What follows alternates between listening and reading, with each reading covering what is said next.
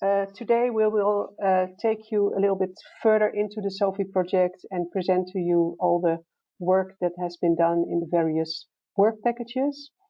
I would like to switch off my camera now and I will share the screen of the presentation with you, and then we'll give the floor to Laura for her introduction. I want to welcome everybody, our expert group, advisory group, and particularly Professor Mike Deplege, who's our chair of our advisory group. And I wanted to thank all of you for participating in yesterday's SOPHIE conference, and we hope that you enjoyed it and found it useful.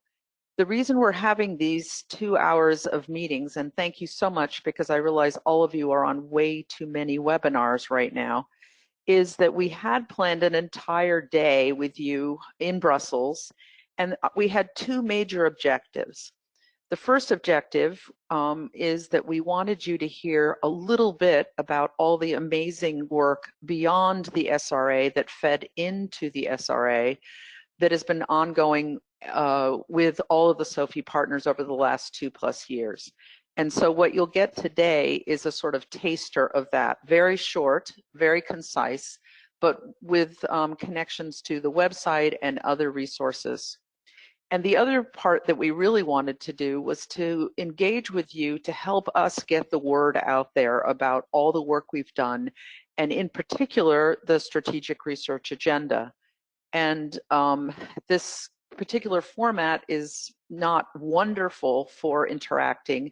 So we're also going to ask you to keep sending us connections, information, suggestions after this 2 hours is over. But we would love it if you guys are willing to be ambassadors of the SOPHIE project, but also direct us as to how we should proceed next.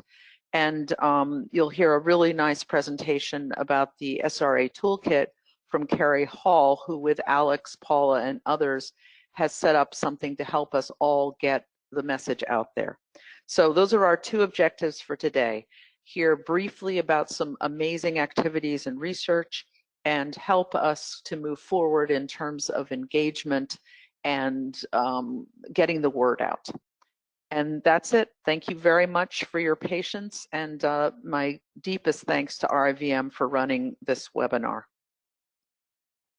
Thank you, Laura. Yeah, I would like to move on to the next speaker, and that's Carrie Hall. She will guide you further through the toolkit that she and Alex Smalley have been developing. Thank you for having me. So I've just opened my laptop here. Firstly, onto the new Strategic Research Agenda webpage, which we've created. So all you need to do is go onto the SOPHIE website, and then you just type in at the top /SRA, and then you'll come to this beautiful page. And this is an interactive version of the full agenda. You can download a PDF here. There's an executive summary that you can click and read. And there's also individual sections that you can click on. So just to show an example, you can click onto the background, and then you can just share this individual sections, maybe on social media or just via email. So that's a really nice function. And then at the very bottom here, we've got a section with supplementary materials. So that should be everything you need to have a good look through. So congratulations to everybody for that work. And then the second thing I'd like to show you, again, I'm just on the main web page here. If you go to the resources section at the top, I've got 2 things to direct you to. So first of all, we've got the posters that have been submitted by researchers. So I'd recommend having a look through those. And then we've also got the SRA toolkit. So we put this together, hopefully, so that you feel that you can confidently talk about the SRA and have all of the information that you need to communicate about it. So we've just put a link here to say you can view the online version. We've explained the aim of the SRA, who created it, so you can just copy and paste this information if you ever need to. What happens next, and then this useful download section.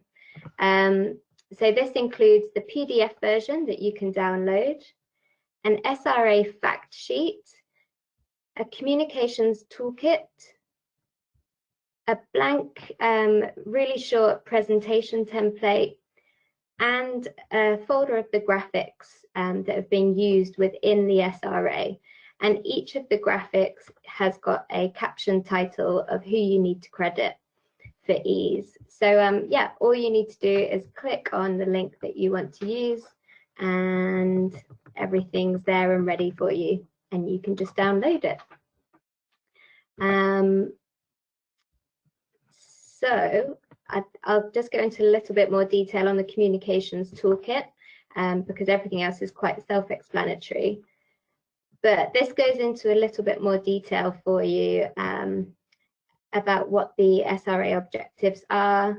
And then we've provided, here we go, a whole load of social media messages that you can copy and paste. We've split these into topics, so some of them are kind of general SRA, and then some of them are for each of the action areas. Of course, feel free to personalize these or use something yourself. This is just as a helpful hint if you'd like something. And we've also put the handles for all of the partners here, so you can just copy and paste them into social media as well to help get the message out there. Just down here, we've got this copy here. You can just copy and paste into a newsletter or your own email.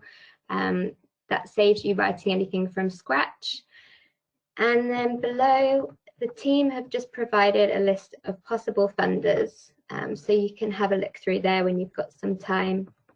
And then there's SRA references, contributing authors, and a bit more about the SOPHIE project with some useful links. So hopefully there's enough information there for you to help us carry the SRA forward. And I'm sure if you have any questions that we can't answer today, you can follow up with myself and Paula, and we'll help you get them answered. Thank you. Many thanks, Carrie. That looks very good, everything. I'm sure that there might be some questions in the audience. There is not a question yet in the chat, but maybe there's somebody who wants to ask a question. I'll put on my camera as well. There's a panelist, a question here, and I didn't see. From Thomas Appleby. How is this best for third parties to engage with this? I'm a trustee of the Blue Marine Foundation, which would like to work on a couple of these areas. So wonderful. We want to engage with foundations. I think if we think of this as a strategic research agenda, what we're trying to do ultimately is get to funders. But clearly to get to funders, we need partners such as NGOs, such as the Blue Marine Foundation, to say to them, independent of us or with us, that these are areas that that you think are important and are worthy of funding. So I think the question more is, how do we engage with you to get to funders together? And that's just my response, and others may have other responses. Thank you, though. There's also a question from John Stegman about communication. How broadly should this be communicated outside of Europe? Laura, maybe you would like to respond to that? I mean, we were funded. Thank you, John, by the way, for being on, because I realize it's early in the morning relatively for you. Our task was to make a strategic research agenda for Europe. But as I tried to indicate yesterday in the webinar, ideally, the areas that the expert group and others have identified as areas to go forward in oceans and human health could be translated anywhere. And I know there's a strong program that you're heavily involved with in oceans and human health in the US, and I'm hoping that what we've done with your input will help strengthen and sort of maybe be somewhat of a roadmap for the US Oceans and Human Health Program going forward. So my response is basically, I hope it goes beyond Europe, because I think it is an area that is global. Okay, thank you, Laura. I also have a question from Bruce Maycock, and he asks, will you or do you keep a record of the distribution, and do you need us to let you know where we send it? Laura, maybe you have some final thoughts on that? Well, personally, I would love it if we bombarded people, if lots of different people bombarded the same people with information. I don't think we have a plan right now. I guess I'll kind of punt this to I don't know if Claire's on the phone, but I'll punt it also to people like Paula or Alex or Carrie. Do you have any strong feelings about this? I think we just want you to get the word out. I can jump in there. It's Alex again. We certainly, Carrie and I, and with Paula and other people, I think in the run up to the conference, had talked about having some kind of coordinated push to disseminate the SRA. But really what we were going to aim to do with that is implore everyone, and I think that's where the toolkit comes in, to share through their own networks. And if you can let us know where you've shared it, then that would be really helpful. But we didn't see this as being something which would be achieved particularly well, say centrally, but that the toolkit really aims to encourage everyone to share this, like you say, Laura, as widely as possible through their networks, and certainly beyond Europe where possible. And if anyone, you know, of great note takes an interest, then to let us know would be really useful. Okay, thank you, Alex. For the sake of time, I would like now to move on to the next presentation, and that is by Una McNeil on policy and data review. Good afternoon, everyone. Thank you to Susanna Marit for all the work to prepare us for this. So I'm speaking today on behalf of Seascape Belgium about the policy and data review work in SOPHIE. We did this together with my colleagues Natalie Tonnet and Jan-Bart Callewaert. So just a little bit of background, this work arose from recommendations arising from the 2014 Bedrussen workshop, which was organised by the University of Exeter and the European Marine Board, and it indicated a need to examine how existing data was being collated that could support oceans and human health research, and also to examine the EU policy framework to look for gaps, opportunities to support evidence-based policy that could take account of both marine environment and human health interactions. And I think it's important to say something that Laura's always been saying, is that this was a scoping project. So these are pilot studies, and there is a lot more work to be done in this area. But what we did was initially looked at publicly available marine and health data holdings, and with a particular focus on the marine data repositories available in Europe, which are the European Marine Observation and Data Network, the European Atlas of the Seas, and the Copernicus Marine Environmental Monitoring Service. There is an inventory available on the SOPHIE website, compiling all of the data that we find that we thought was relevant in an oceans and human health context. We also compiled an inventory of policies, strategies, directives, and regulatory legislative instruments at both EU and national level, again with relevance or potential relevance in an oceans and human health context. And it just shows that it is a labyrinthine area. We then did a more in-depth analysis, looking particularly at the EU's integrated maritime policy, which sought to provide a more coherent approach to maritime issues with increased coordination between different policies areas in Europe, in particular blue growth, the marine data and knowledge, maritime spatial planning, maritime surveillance, and sea basin strategies. And I would just say that anybody that's interested in any of this, please go to the SOPHIE website. I think these are all available under the resources section, and in particular the report that we've recently produced, which is the policy brief report, looking at the connections between the integrated maritime policy in the EU and human health.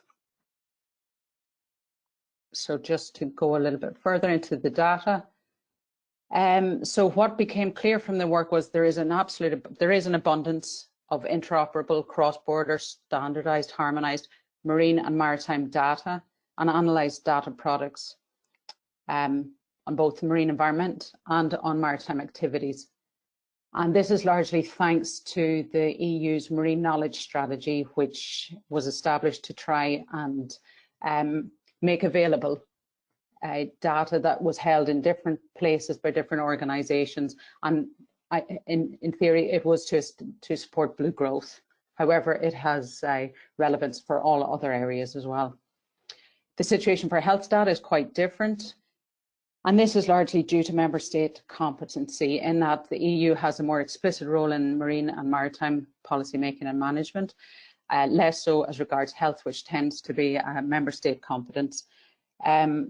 So health data is collected and stored at national level. There are obviously a lot of restrictions on health data, different from marine in terms of ethical confidentiality, GDPR.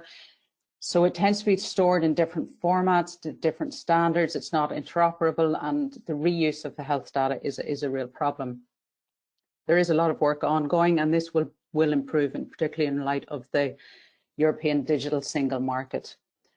But we think that there is also a learning opportunity here, in that the work that has been done with marine data over the last 10, 15 years, and if there's an opportunity to bring the public health community closer to the marine community in this area.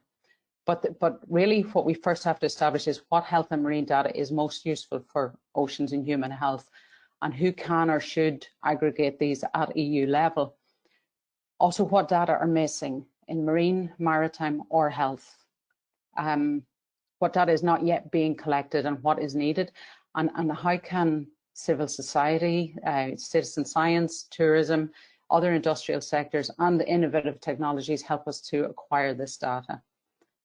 And how can we build on the current capacity, because there is a lot of capacity already, particularly in the marine side, towards improving forecasting, management and advancing knowledge of oceans and human health.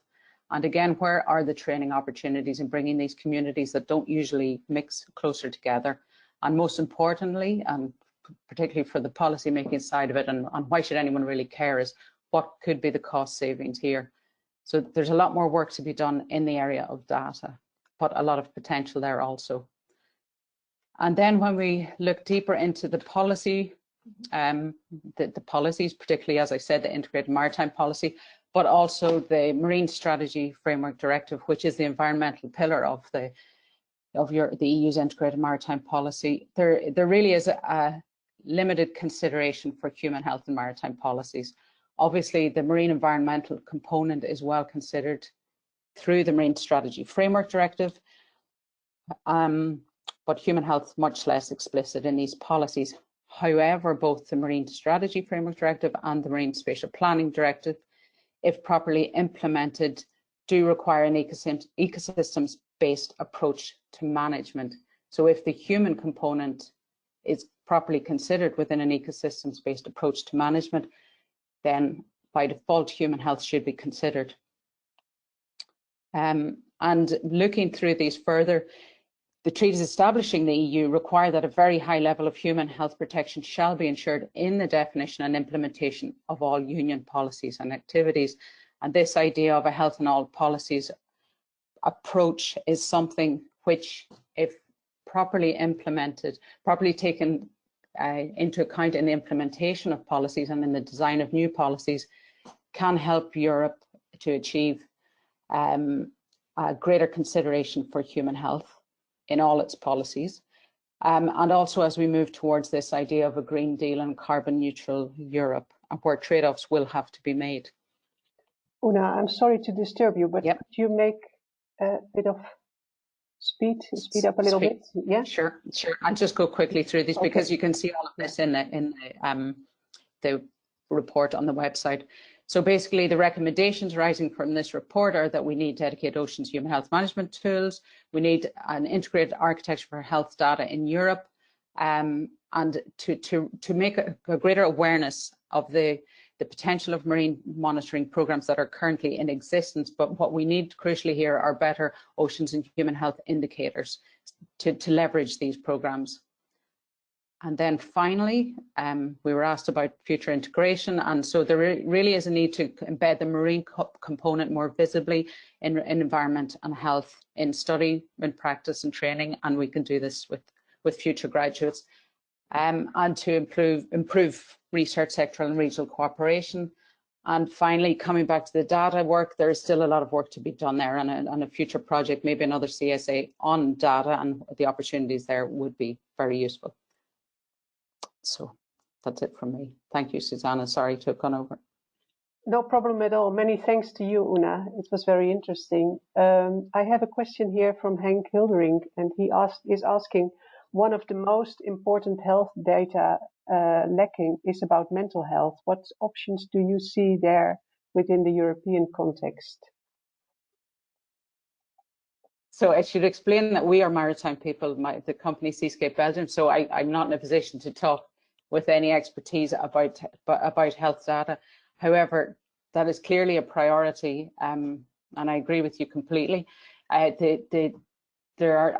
is a lot of work as regards the digital single market strategy to compile health data and to make it more integrated at European level. So maybe that is something that's somewhere that can be made. But in terms of who should be gathering that data, I wouldn't be in a position to say, unless maybe Susanna or Laura or somebody would be better placed to talk about that. I would ask Matt White if he's on to maybe say a few words. There are several surveys, obviously national level surveys that monitor mental health across the population routinely that we're linked into. There are also things like the European Health Survey, which measures several indicators of mental health and well-being. So we've done a number of studies, obviously looking at exposure to the coast and so on in terms of distance. The Belgian government has just published, the Belgian team at VLIS, in fact, have just published data using the entire Belgian population and their proximity to the coast to look at health and mental health. That paper was just out a couple of weeks ago. So various countries are doing it at country level. It's been very difficult to do at an international level because often the metrics and the ways of measuring things are very different. And obviously Blue Health was an attempt to do that, to look at mental health across 18 different countries. So that data is starting to be published at the moment. Okay, many thanks, Matt. For the sake of time, I would like to move on now to the next presentation. Many thanks, Una, for your introduction. Thank you. And as you said, more information can be found on the SOPHIE website. I would like now to hand over the floor to Rebecca Short. I'll switch off my camera again. Hello, everyone. Thank you, Suzanne. So I just first wanted to credit the rest of the team that worked on this, particularly my predecessor, Daniel Cox, who most of you will have met, who did much of the preliminary setting up of this evidence map. Oh, hang on. Our team here at the University of Exeter was tasked with the challenge of mapping the existing evidence, which explicitly links oceans and human health, with a particular focus on that of relevance to Europe. Oh, here we go. It's getting quicker now. And the point of this really was to set a baseline for the SRA, to feed in knowledge of the research areas that are well known and some that are less well known, and perhaps some priorities for the future. And to do this, most of you will know that we first consulted with the entire SOPHIE team, the expert group and the advisory group, to develop a robust search strategy and the likely search terms.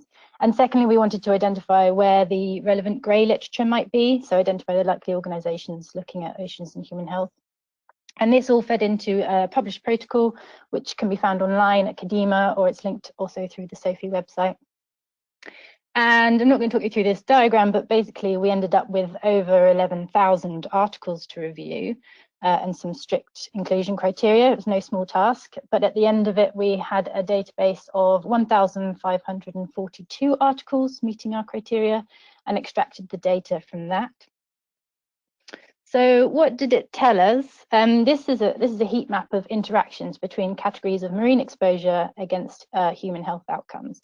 And you will have seen this yesterday if you tuned into Laura's talk, where the darker colours indicate high numbers of studies It's important to note, though, that this figure doesn't indicate direction of relationship, so whether these interactions were positive or negative, but it's intended to convey the concentration of research towards given topics.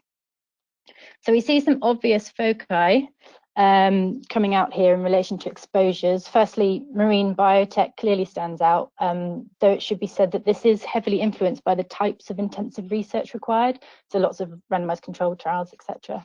It's also heavily skewed towards the development of supplements and use of marine-derived polyunsaturated fatty acids, or PUFAs, you might know them as, which is why you can see a focus on cardiovascular and immune health. And it's also reflected in the consumption of marine products, which is dominated by research into high seafood diets and, again, the impacts of PUFAs. Here in the chemical pollution category, which you might expect a large amount of research, as this is something very tangibly linked to human health. But again, we found quite a narrow focus in this category on the impacts of mercury. Some more recent work on PCBs and other persistent pollutants, and obviously oil impacts, but it was also heavily skewed. And the last one I want to highlight here is microbial pollution, which is largely related to gastrointestinal issues related to bathing and recreation. In terms of gaps, there are kind of almost too many to highlight them all. There are obviously entire categories here that are missing. Perhaps the one that people find most surprising is the plastic pollution. But what we now know for that is that for the most part, these impacts are not followed through to exposure outcome links, which is what we required. We just don't have the right indicators for that yet. Okay. This slide was really just to highlight that this is reflected in the focus on very few health outcomes with a great amount of research. There's a lot to pick apart in this diagram, which I don't have time to do here, but do watch this space for publication of this map. We also wanted to look at research themes with obvious links to the SRA.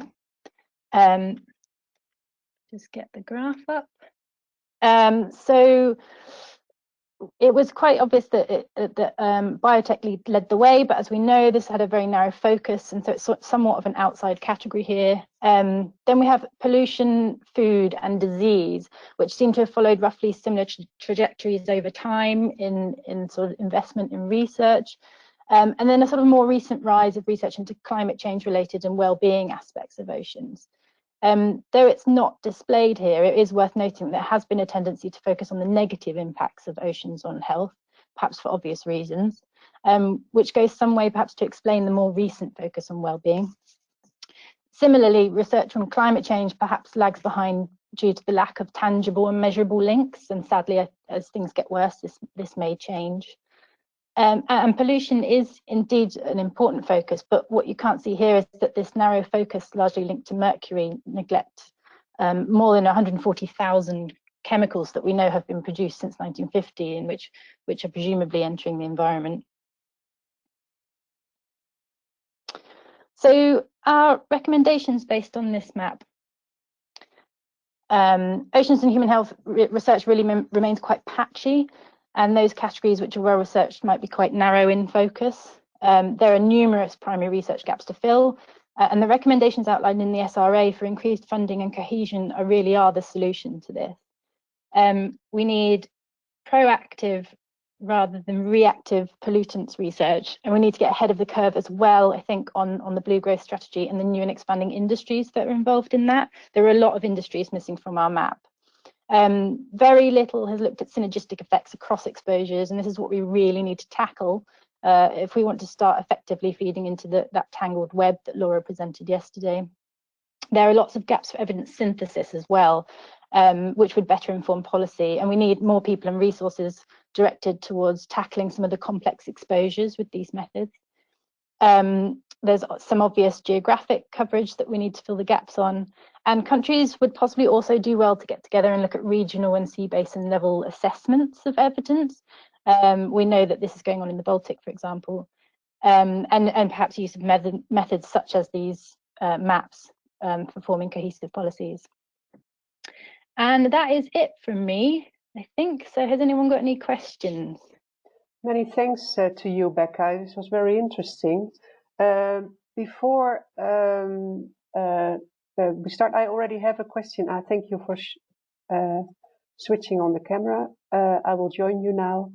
There's a question from Thomas Appleby, and he asks you whether did you find many publications on pollutants from salmon farms, so fish farms?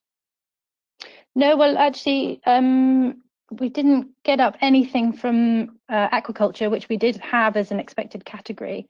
I suspect what has ruled it out there is that explicit human health link. So we needed a measured human health outcome for a study to be included in this. Okay. So no, nothing with that. Ah, okay. So that was taken out because of your search terms that you. Yes. Yes. Okay. Well, the screening process. Probably. Yes, I understand. Laura is asking, is there a bias on publication on the negative health outcomes over the positive health outcomes? Did you notice any such a bias in your results? There is a bias. This is a bit of a naughty thing to do in systematic mapping because it sort of goes down the road of vote counting. But yeah, we did look at the negatives and the positives. There was also a lot of neutral studies, so studies which didn't find any sort of impact or whatever they were looking at. But yes, there was a skew towards the negative. And I think that's partly perhaps the newness of some of the research looking at the positives, which mainly center around well-being, and then the fact that there's been it's slightly balanced out by the fact that there has been a lot of research into the PUFAs over time, and most of that has been positive. So it isn't as stark a difference as you might expect. Okay, thank you. Are there any other questions at this moment for Becca? Sam? Sorry. There's a question from Ariana Zika. Carbon sink and CC and industries are areas that show gaps. And I think it's a comment rather than a question. Is there anything that you would like to say to that, Rebecca? Only to emphasize what I said on the climate change impacts. And I think it's just that we've had difficulties making those explicit links to measurable human health outcomes from an exposure which we can directly tie to climate change. And those things are still a little bit intangible. Okay, well, I think for the sake of time, we have to limit ourselves now to one more last question, and that's from Sam Dupont. And he is asking how to prioritize what needs to be funded first. So what's the most important? Sometimes no research is based on the fact that the threat is weak as compared to others. So where should you begin, actually, is the question. I think the SRA is really good at laying out what the priorities should be going forwards, and really whilst we're showing a lot of gaps in these direct links with a measurable human health outcome, I think if you did a map, and in fact we basically have the data to do this, so hopefully in the future we'll be able to do it, is looking at the research into indirect health links where they haven't quite managed to get to the point where they're measuring a health outcome, and that will be really revealing about what the up and coming topics are, what people think, at least at the moment, are the priorities. So, but I mean, what we've gone for is the pollutants and the synergistic effects. That's quite key. Okay, many thanks. Well, I see one last question from John Stegelman, and maybe his last part of the sentence is really a nice one. Did you find any surprises, things that you didn't expect in your analysis? I mean, personally, I wasn't there at the start when we came up with a preliminary matrix of the expected exposures and potential outcomes, and I wasn't there for that, but I know that there were a few that were cut out, and most of those related to industry. So direct links to industry were really missing, and that was, yeah, a bit of a shock, I think, probably to everyone. Okay, well, thank you very much for these last comments. We will now move on to the next presentation, and that's been done by Sophie Davidson, and I will hand over the rights to you, Sophie, right now. So I'm going to take you through today another task of work package 2, which was the citizen survey. So I move on to the next slide. So the survey itself was pan-European, and it went out to 14 European countries. The main aim of the survey overall was to help us better understand public perceptions towards various marine activities, some of which were part of the 5 Blue Growth Strategy sectors, and also to help us better understand how the public perceives certain marine issues and threats and their links to public health and wellbeing. The design of the survey was a collaborative effort, so it was a team at the University of Exeter, the National University of Ireland Galway, and this task was led by Seascape Belgium. And the survey data itself was collected online in March 2019 by the international polling company YouGov. And they collected approximately 1,000 responses per country. So we had roughly just over 14,000 responses altogether.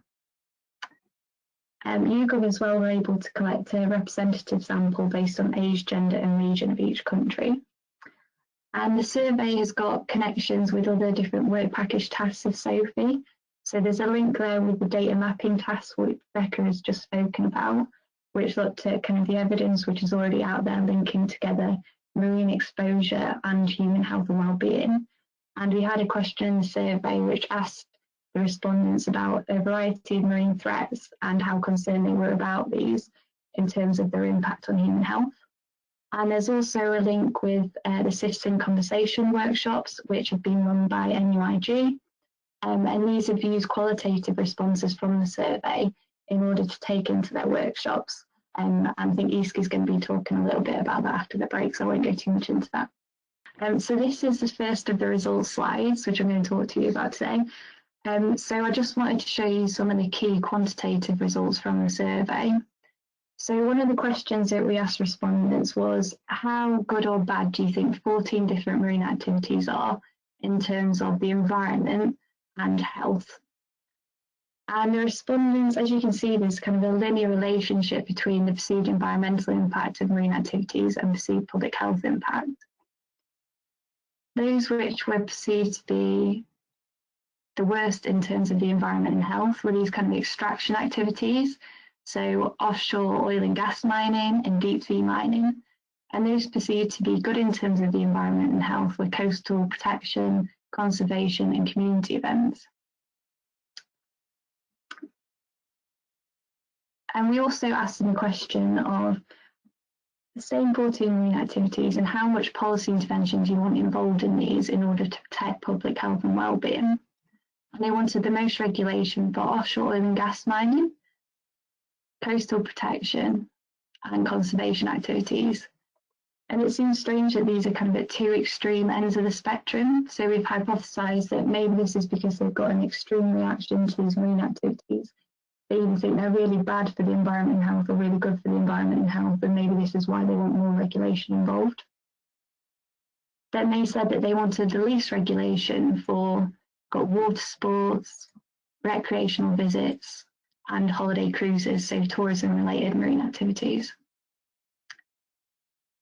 So to go on to my next slide, so another one of the key questions of the survey was asking respondents about 15 different marine research areas. And we asked them, how much would you support these areas in terms of research funding? And they determined that they'd like the most research support into marine species protection, marine plastic pollution, which I don't think is a surprising result to many of you, and coastal defences as well. We also asked them a question which isn't on this survey slide on the graph, but we asked them about 15 different marine threats, and we said, how concerned are you about these marine threats in terms of their impacts on public health and wellbeing? And they indicated the most concern for marine plastic pollution, chemical oil and pollution, and loss of marine species. So as you can see from these two different questions, there seemed to be a theme in terms of what they're concerned about and how and kind of what they want research support in. So they're most concerned about marine plastic pollution and they want a lot of research in it. And they're also concerned about marine species loss and they would like to have research to protect in this. There goes, that's one.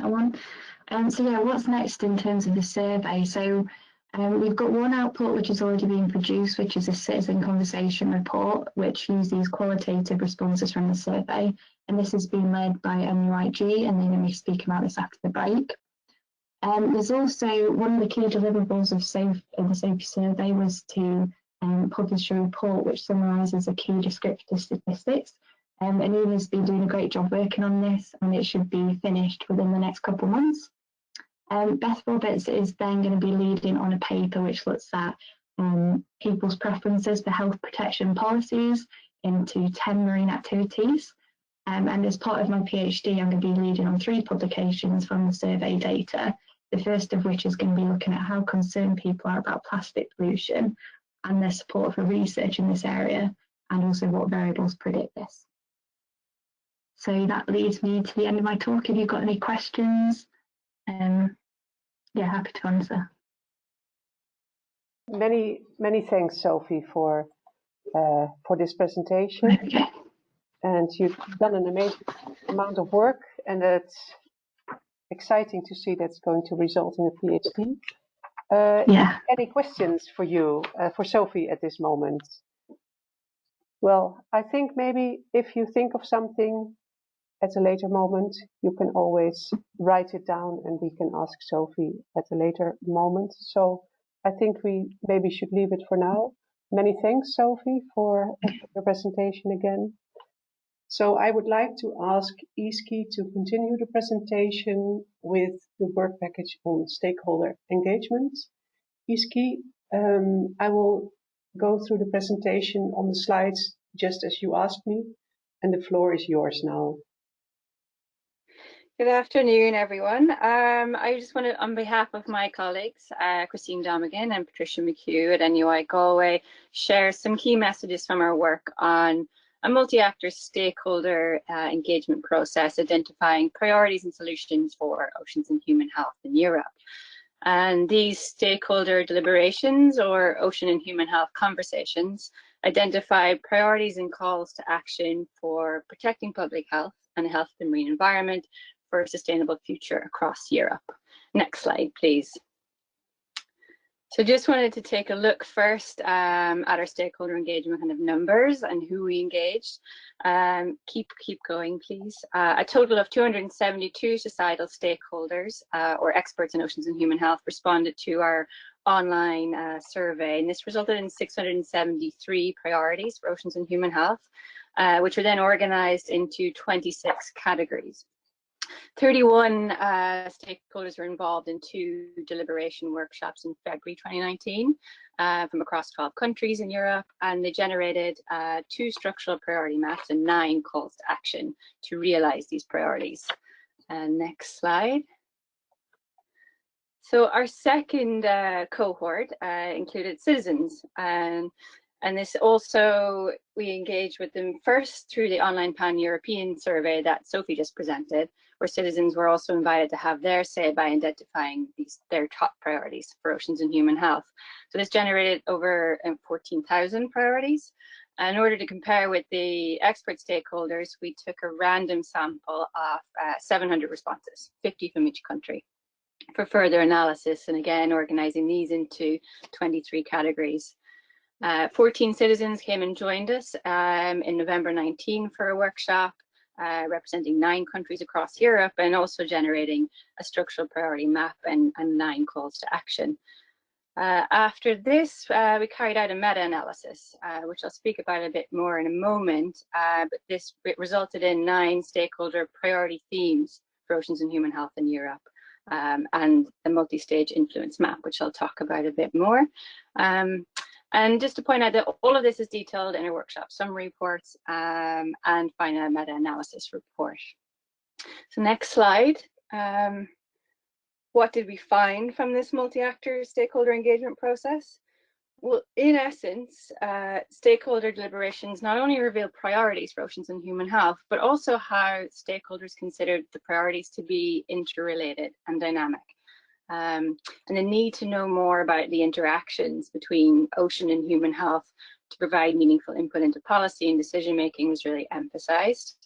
And the process highlighted the involvement of multi-actor stakeholders from beyond research and academia in this consensus-based solicitation of knowledge of possible solutions, together with their I suppose, a very co-created top-down and bottom-up buy-in, and how central this is to a new shared ocean and human health future.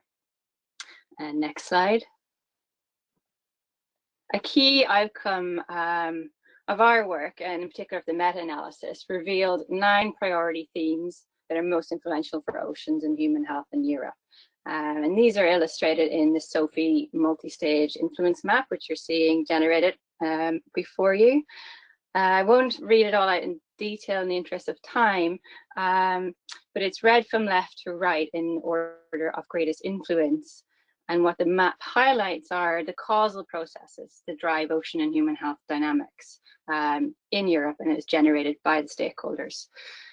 And coupled with the priorities and actions identified by stakeholders, the map provides robust support for actions taken within SOPHIE and relates to a number of the different work packages, which you can see highlighted also in the SRA. For example, looking at the map, an informed and engaged public, as well as the research community, can influence ocean and human health decision-making and policy processes that then shape governance that can help protect ocean and human health. So next slide, just to conclude with some key takeaways. The SOPHIE influence map highlights in particular the need for ocean and human health stakeholders, including researchers, to see the whole system beyond the focus area, which relates directly to our field of expertise. This whole process has demonstrated the value for society of building capacity to better understand the current and future synergies and interlinkages between, in particular, and it's again coming up throughout the work packages, between climate change, ocean health, and human health and well-being. The meta-analysis highlights a need to link knowledge with practice in a way that can support and promote sustainable actions and greater citizen engagement. And this presents opportunities for transdisciplinary research and partnership building between research scientists in oceans and human health, marine science, social sciences, and public health. And I guess finally, to conclude, in terms of the application of this, kind of no matter where research is conducted or initial action taken, the multi-stage influence map can advise on the possible impact of research as well as actions that will have an effect on their success. And again, all of this is really thoroughly detailed in our latest report. On that note, I'll take time for questions. Thank you very much. Thank you, Iski. And I hope the clicking through went as well as you gave. Brilliant job. Yes, thanks, Suzanne. Thanks so much. You always have to keep at the same pace. That's always a bit challenging. But are there any questions right now for Iski on her presentation? Is there a question? One moment. Yeah, Laura's question, it's come up on my end. Was it difficult to get people not traditionally involved in oceans and human health to participate in this? Really interesting question, and actually we find a huge openness from people. Well, again, it maybe speaks to Sam Dupont's point made yesterday in the webinar. It was about how oceans and human health offers this kind of, I suppose, new lens to see the work that we do and to frame it in a different way. So we find even for people who we might identify as working in oceans and human health mightn't have seen themselves in that space initially, for one.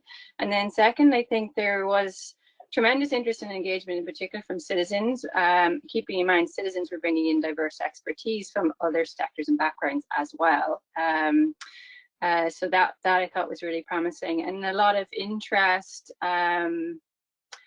You know, we had quite a mix from both public health and the marine, and in fact it was probably almost more challenging in the marine space sometimes to make that link to the value of connecting with human health. Oh, there's also another question from Elisa for Iski. Yeah, what would be the timeline of the 6-stage action you showed? Maybe you can explain a bit on that, Iski. Yeah, so I think with the influence map, the 6 stages are to do with, I suppose, the relationships between them rather than it being a linear timeline. So it's certainly non-linear, but what it's highlighting is I suppose the amount of influence a certain area or priority will have on the outcomes of the other priorities. So it's also not that any priority further along is less important, for example. So it's not a timeline. And when we were engaging, it was about thinking about, I suppose, the more current and immediate future was coming up in a lot of the discussions that we had in workshops. So sort of that timeline from sort of now to 2030, which we've also framed in the SRA. But it's not time limited. And keeping in mind that it's dynamic. So this is something, I suppose, that's in flux. And so the relationships between those priorities may change. Yeah. Okay, thank you very much, Iski. I would like to move on to the next presentation, and that is regarding future scenarios and innovative solutions. And I would like to give over the keyboards, and for one moment I'll click through. Anouk, the floor is yours now. So welcome. I will present the results of the work package 4, which was about future scenarios and innovative solutions. In this work package, we had 4 workshops on future trends with local stakeholders in 4 regional sea basins in Europe. So 1 in the North Sea, 1 in the Baltic Sea, 1 in the Mediterranean Sea, and 1 in the Atlantic Ocean. And in these workshops, we discussed with local stakeholders what were their major trends in their area, and also about knowledge gaps that were associated with that. We also did an inventory of innovative solutions, where we gathered 150 examples of approaches that were taken by citizens and stakeholders to improve ocean and human health. And this was just the top of the iceberg. So there were a lot of other examples. So we just made a qualitative analysis of the type of things that were being done. And we categorized these in the subjects that were addressed and the approaches that were taken. So the difference why we call them innovative is that it's not a traditional top-down policy approach to address issues, but initiatives that were taken by citizens and stakeholders themselves. And we did also a case study in the Eastern Scheldt, where we looked at the whole ocean and human health issue in an integrated way. So we talked to a large range of stakeholders involved. We also looked at the ecosystem, what were the problems and how were they addressed, and were there any opportunities for better solutions if you would approach this in an integrated way. What we found, to the right you see the interactive map that we made that can be approached through the website, where you can link to all the individual innovative solutions that we collected. So the result of the workshops, we looked at what were the major trends. There were a few trends that were common to all sea basins, like climate change and loss of biodiversity. But there were also issues and trends that were really regional specific. So that shows how important it is to look at this at a local scale.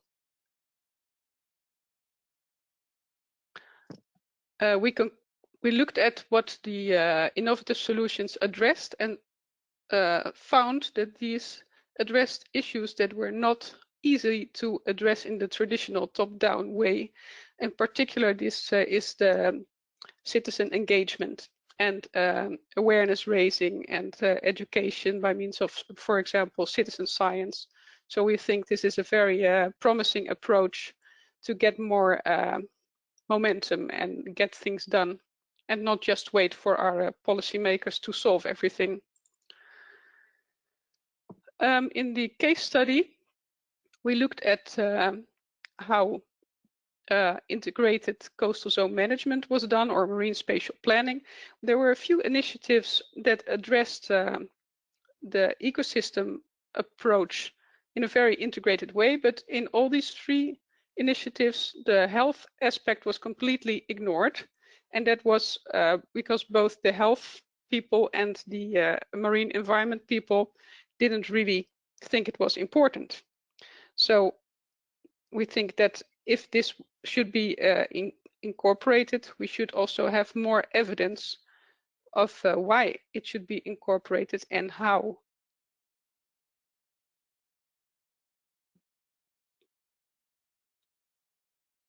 Another thing that became clear talking to the stakeholders is that a lot of things are already managed in a nice and integrated way, but particularly emerging contaminants is still an issue that needs a new approach, because the current approach is with monitoring specific contaminants in the environment is not doable for all the new emerging contaminants, including all the pharmaceuticals and the, what was it, 45K chemicals that Becca just showed us.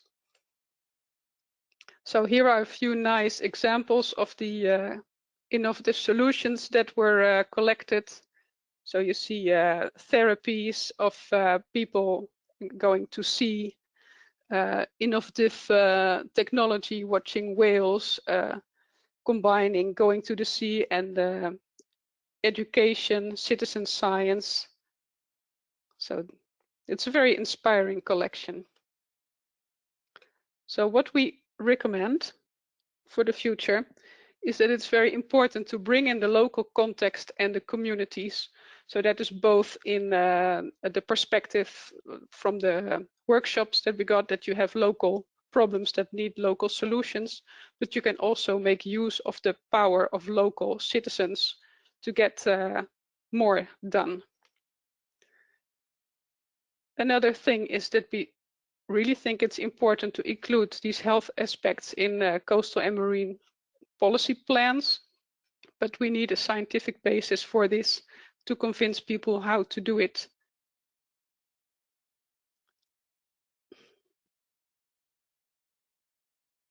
Because there's indirectly it is included, because there's people from recreation involved, for example, and from nature, but the human health aspect is not directly addressed and mentioned. Okay. Yeah, and the other thing is we propose a systemic approach for all these emerging contaminants by not monitoring each individual substance in the sea and make assessment levels for that, but to look from the source, from the types of contaminants, where they come from, and use them, treat them as a group. So that's one approach to, and it's very important because most of the contaminants come from the land. So you really need to have this integrated approach from the source to the sea, all the way to human health impacts. Thank you for listening. Okay, thank you. Thank you very much, Anouk, for this presentation. I would like to see whether, oh, there are questions. There are no questions yet. Thanks. I guess my question was, and it's maybe somewhat philosophical, I think it's fascinating that you found, even with health people, that they didn't see a connection between human health and the oceans. And I wonder if it's part of a sort of wider distance from nature that many of our populations and also researchers are finding. And it was just a sort of a philosophical thought. Yeah, well, I must say I didn't talk to all types of health people. There's of course a wide range of kind of people, but we try to involve people from the regional health service, and I think they're more focused on infectious diseases and obesitas and so on. And they didn't really, at least these two people that were involved, they were interested. They came to the workshop, but they didn't, yeah, see very practical ways to implement this, as far as we could hear from them. But maybe at RIVM, yeah, we know at RIVM that's also a health representative in the Netherlands, and they are of course very involved, as you know. Yeah, but I think so it's different type of health people. But the local people that should take responsibility for local health, they didn't see it. Yeah, I think there's the difference between research community and the people in the field. So I think that is some of the things. There's also a question, Anouk, from John Stegeman, and he's asking whether there is a strong interest in epidemiology community to participate in the systemic approach for emerging contaminants. The question is, do you know anything about such an interest? People from epidemiologists. Yes. Right, that's the question. Yeah, that I didn't find any, but I talked to people that work in Rotterdam that do epidemiology about like air quality, but I didn't come across anybody working with our type of questions, like what's the effect of the proximity of the sea and the use of the sea to human health. So maybe these people exist, but we didn't see them. Maybe at RIVM somewhere, but well, I never came across them. No, at RIVM we do work together with epidemiologists. I'm sorry, I have difficulty of pronouncing the name, but we do work together, but not in this field yet. But it would be interesting. But I think maybe one of the issues is that it's difficult if you have environmental stressors, especially if they come from such a big area, to assign it to specific groups and compare it to burden of disease. So I think there is maybe some of the complexities can be found there. But I think it's something that needs further exploration, probably to find out what we can do about it. There's also a next question from Ariana Zika.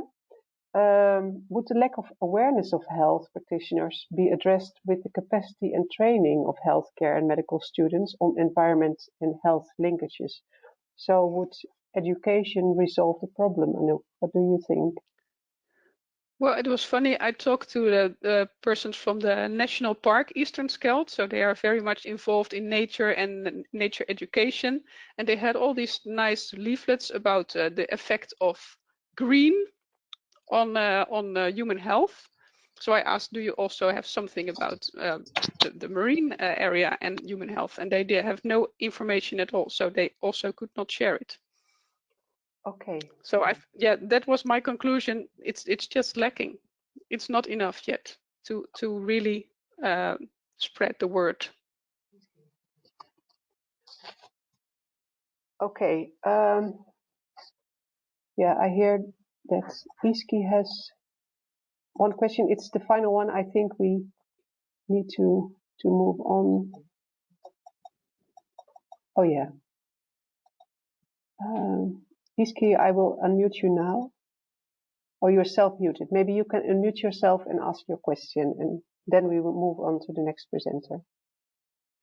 Okay, no, there were just a couple of comments in response to what Laura and John had asked, and one was in relation to maybe it has to begin with those in public health who also have a personal connection with the sea, who can act as initial gatekeepers or advocates or champions, and that seemed to be a common link with those from public health who participated in our workshops. And then the other was in relation to how there's work in NUI Galway on emerging contaminants in bathing water called the PEER project, specifically to do with AMR.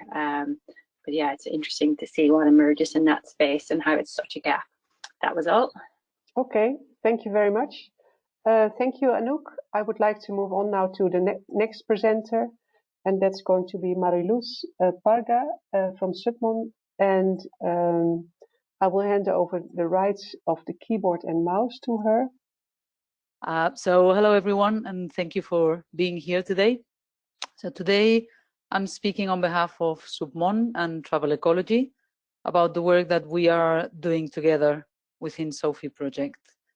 So similar to the work on stakeholder engagement presented before, through the SOPHIE project, we have engaged specifically with stakeholders from the tourism sector, more specifically with coastal and marine tourism operators and with the customers. But rather than trying to understand perceptions on ocean and human health, what we have tried is to better understand to what extent we can rely on tourism stakeholders to gather data that supports research on oceans and human health using citizen science as a tool to do so. Something else we wanted to understand was to what extent we can team up with tourism operators to help spread awareness amongst the general public on oceans and human health interactions. So general public meaning in this case, tourists and visitors of coastal communities. So in order to do so, we piloted a citizen science program engaging tourism operators from destinations in both the Atlantic and the Mediterranean basins in Europe. And this citizen science program was articulated around 2 citizen science initiatives. So one of the initiatives focused on trying to identify potential new locations or areas of Ostreopsis algal growth. The idea was that tourism operators could become the eyes of scientists, since they are always on the coast working. And the second initiative focused on trying to assess the effect that doing activities in blue spaces has on the mental and physical well-being on people, and even on their attitude towards adopting positive environmental actions. So in this case, we wanted to invite tourism operators to ask their customers to fill in a brief survey after doing an activity by the coast or at sea. So in order to support the implementation of the citizen science program, we invited tourism operators to take an active part in the citizen science initiatives. We held meetings, we held training sessions to provide them with all the knowledge and tools that they could need. And we also developed awareness materials so that they could use them to gain additional knowledge for themselves and for their staff, but they could also share it with their customers. For example, a set of short animated videos, very simply explaining the connections between oceans and human health. Everything can be seen again in the SOPHIE webpage. So through this intensive effort, we think that we have been able to support our claim that tourism operators really have the potential to be important allies for OHH research and awareness. Our pilot program successfully won the interest of nearly 300 tourism operators from 5 different countries that actually came to the in-person meetings and training sessions. Nearly 100 operators officially signed up to actively participate in the program, although many more actually took part in it later. And through the program, we have gathered data that will hopefully prove useful to researchers working on oceans and human health, and that's where we're working right now. In addition, we believe that tourism operators can be a very effective tool to create awareness on oceans and human health interactions because of the multiplier effect they can have, and also because of the capacity to influence people's experience.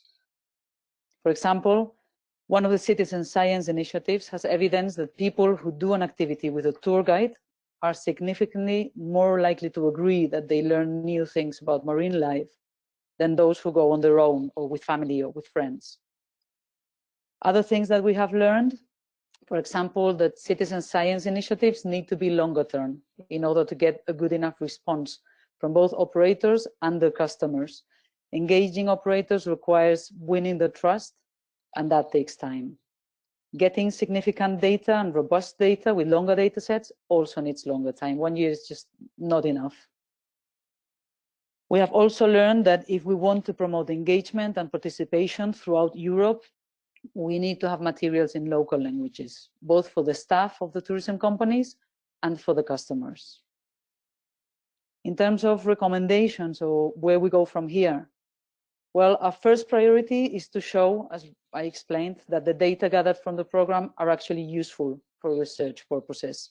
And right now we have Drs. Deborah Cracknell and Dr. Matthew White from the University of Exeter, who are analyzing the results of the Blue Spaces and Wellbeing Initiative. And we understand and hope that they will be able to use the data to support new scientific publications soon. We also intend to allocate resources to the Wild Sea Europe network to extend the citizen science program throughout 2020 and 2021, once Project SOPHIE ends. But we would also really recommend launching a larger scale, comprehensive citizen science program in Europe to continue and upscale the work initiated. And to do so, well, more resources are needed, which we unfortunately do not have at the moment. So our objective right now would be to actively look for funding opportunities that could support such an effort. And this is all for now.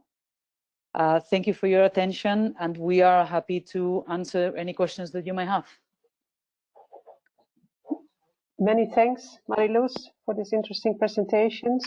Are there questions right now? No? I have a look. One moment. A question for Luz. When you try to engage tourism operators, are they all really keen, or was there any pushback? Even when they were interested, were they worried about pushback from their clients? Could you maybe explain a bit on that, Luz? Yeah, well, I mean, first I would like to say that all this work is really possible, or at least much easier to do, because we based it on the Wild Sea Europe network. So that's a network of tourism operators, ecotourism operators, if you want, that already follow a set of best practices, that already have are sensitive and are aware about ocean conservation. So that was easier because they already know us. There's a trust between us, and they are more prone to get on board initiatives that we might have. Also, we think that the two projects were actually interesting for them in a sense that they could show a difference in front of the client. So they could add something interesting to their experiences. And also, I think the answers of at least the Blue Spaces and Wellbeing project could really give them arguments in favor of their activities. So I think that's why they probably enrolled in that project, and I think they really took an effort to reach out to all the clients and get answers from them. I don't know if Julia wants to add anything? Yeah, maybe the fact that when we set up the meetings with tourism operators, I mean, already working through the Wild Sea Europe network was an advantage. But another key advantage, I think, was that we relied on local stakeholders to organize those meetings as well. So, for example, we teamed up with Irish Doctors for the Environment, who gathered lots of local stakeholders in Sligo, and the fact that the meeting was coming from an organization that they trusted and they already had relationship with was key in terms of getting engagement. Likewise, for other destinations where we partner up with the local municipality, for example. And I think once you have the tourism operators in the room, and once you have some operators that actively show that you're willing to engage, other operators, they just want to make sure that they follow up, if only for peer pressure. If their peers are doing it, they want to do it as well. So I think both of those factors were key in terms of the very good engagement that we got for the program. Okay, thank you, Julia, for giving this addition as well. I have one final question that's coming from Thomas Appleby, and he's asking whether did you have any thoughts on health and safety around citizen science. And he's asking that because he is looking for data on local pollution from fish farms and healthy and safety requirements. So maybe you did something with healthy and safety in the citizen science program? Well, no, I mean, we had to go through the ethics process like all of the other partners, and there was nothing raised specifically on health and safety. I guess the fact that we're working with tourism operators that are already licensed to do their activity, and they weren't doing any special activities for this project. It was just their normal business activities. I guess that didn't add any concerns related to health and safety. But no, we didn't come across that problem at all. Sorry. Okay, well, thank you a lot. And thank you also for the presentation.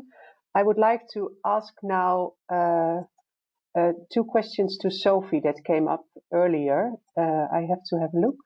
One was from Elisa. Did people make a direct link between their health and the health of the environment during the interview? Sophie, maybe you can follow up on that question a little bit. Yeah, I guess we can't say that they make a direct link between their own individual health and the health of the environment. From the questions that we asked, it was more about how concerned they were about the effects of certain marine threats. So I guess you could say that they make a link between, you know, being concerned for their health and certain marine threats and marine activities. We did ask a question about their own health and how healthy they are, but we didn't ask a question specifically on if they link their own health to the health of the environment. And it's probably kind of a future research question which could look into that. Okay, thank you very much, Sophie. Marcel Jaspers has left, but maybe you can answer his question because it might be relevant to other participants as well. But he's asking how you decided on the list of 14 topics. So how did you make that selection on what you were going to ask in the survey? Yeah, so for the marine activities, we asked about 14 marine activities and they were part of the 5 blue growth areas. So these were aquaculture, marine renewable energy, mineral extraction, biotechnology, and then it was tourism as well. So we asked about these marine activities. So I think there's 2 marine activities from each marine blue growth sector. And then we asked about kind of the marine sector of shipping as well and holiday cruises. So in terms of the marine activities, we asked about blue growth strategy areas. And then for the marine threats, we came up with a list of these with the help of Seascape Belgium, who have kind of the marine expertise in this area and what kind of current marine threats are out there. And I will unmute Mike so he can give us his observations. One moment, please. Mike, I've unmuted you now, so you're very welcome to give us your observations. Thank you.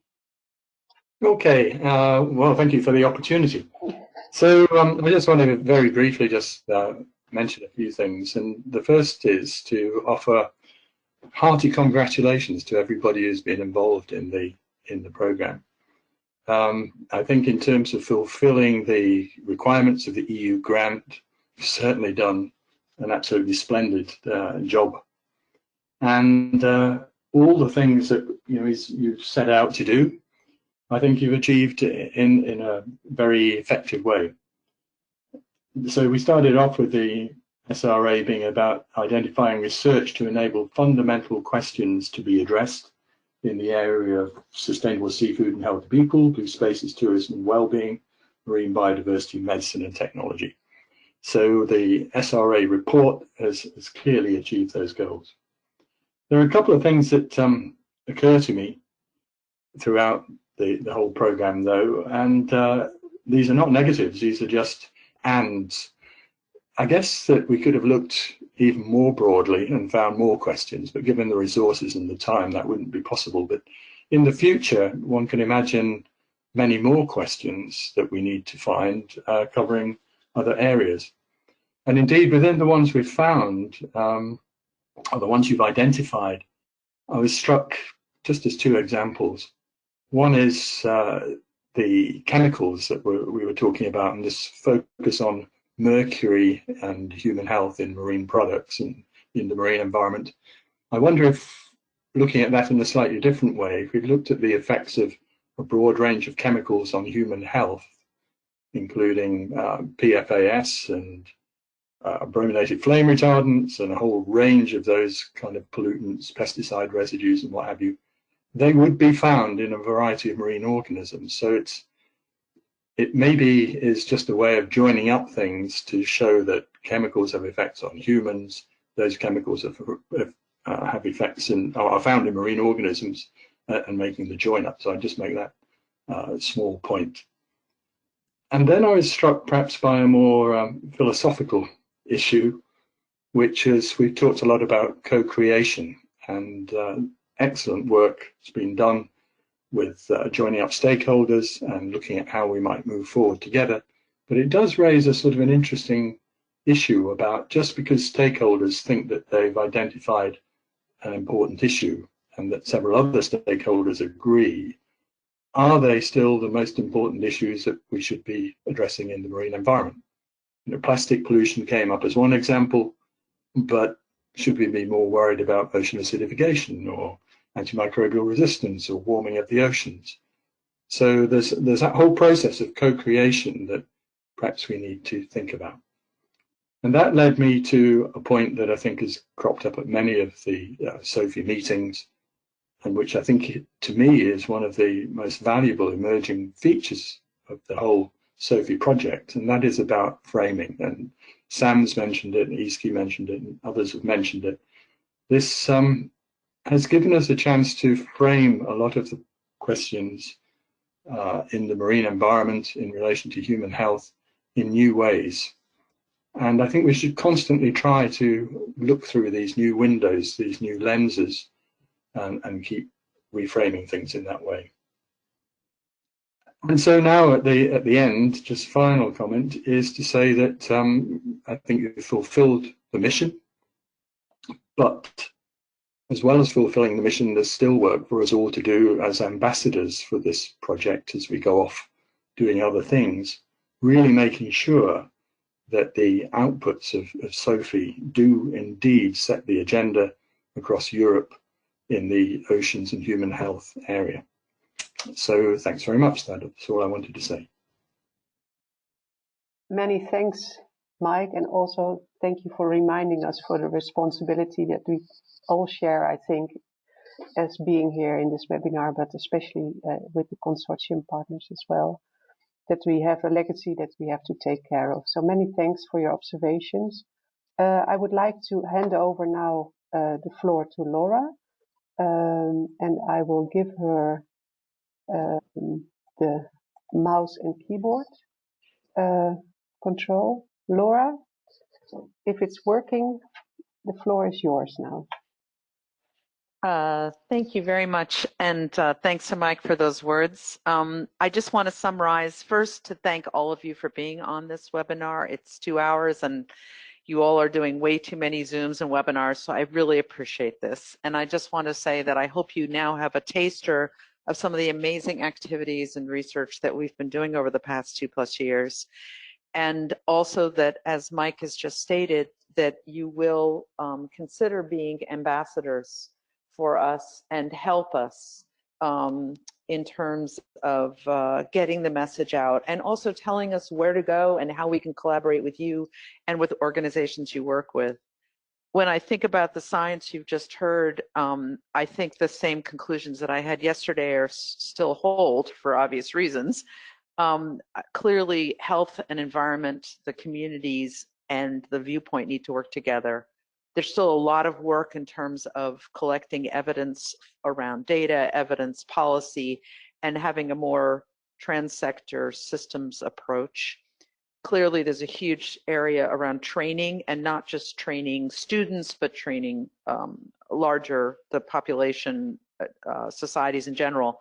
And obviously involving citizens to make things relevant, but taking into account the words that Mike just spoke. In terms of future events, and I have to say COVID-19 has really messed with us, but it won't stop us. We are scheduled, hopefully, to do a presentation to the EU Parliament on June 8th, which is actually Oceans Day, which is amazing. Whether that will happen or not is still unclear, and if not, we hope to be able to do that in the future. Regardless, the European Marine Board has agreed to make this whole area an area that they will revisit with their entire organization over the next couple of months, which is great for us because that's a very large, wide network. We're also very involved in a conference in Monaco, which of course has been postponed, but we hope to do that in December. And that has a big section on all the areas you've just heard.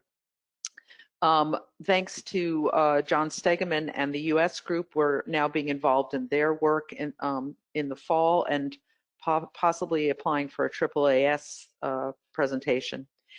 And we're looking for other opportunities to get the message out. So if you guys know of ones that are both scientific and non, please let us know.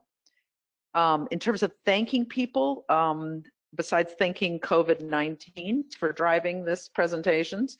You know, RIVM, we couldn't have done it without you guys. Amazing hosting, really appreciate it. The EMB was responsible for the strategic research agenda. And thank you to all the presenters today and yesterday. Thank you to Carrie, Alex, Paula, and others for putting together all these great engagement dissemination materials. Please use them. And if you have questions, contact us. We had a lot of early career researchers involved directly and indirectly in this, and I just wanted to thank them for coming through.